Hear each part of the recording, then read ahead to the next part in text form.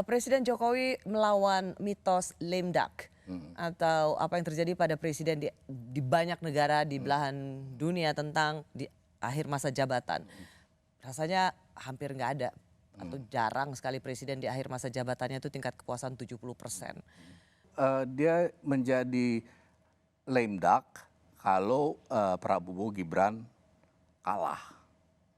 Kalau Prabowo Gibran menang, ya lame duck tapi nggak lame duck banget lah gitu ya. Apakah Prabowo mau rela bahwa pemerintahan dia itu kendalikan dari belakang oleh seorang Jokowi lewat anaknya? Toh dia punya kepentingan-kepentingan dia sendiri. Belum tentu keberlanjutan ini ada di pasangan ini. Tidak 100% Tidak menurut selinier saya. itu. Iya, Prabowo bukannya orang yang ini ya, yang kita bisa minimalisir kekuatan jaringannya sendiri. Walaupun nanti ya Gibran itu ya sebetulnya kan adalah suara dari bapaknya gitu ya.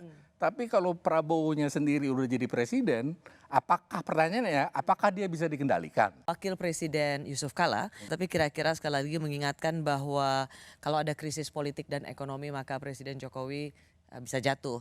Sebenarnya ini sebuah pernyataan yang untuk mengingatkan dan ada prakondisi kalau krisis politik dan ekonomi terjadi maka Presiden Jokowi akan jatuh. Menurut saya itu Berlebihan. agak berlebihan.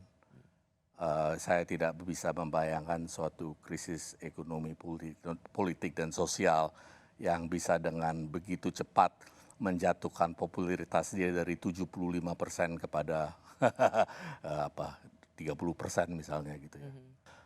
Akan terjadi pergantian kekuasaan bukan lewat mekanisme-mekanisme yang sudah Bahwa ada dicanangkan masalah secara resmi. dalam politik kita menjelang pencapresan ini itu iya. Tetapi bahwa kemudian itu akan terjadi semacam krisis politik, bahwa ada masalah ekonomi itu iya. Tapi kemudian akan ada satu krisis politik ekonomi seperti misalnya 98 rasanya jauh dari kenyataan. Sejauh ini saya nggak lihat ada tanda-tandanya sih. Baik.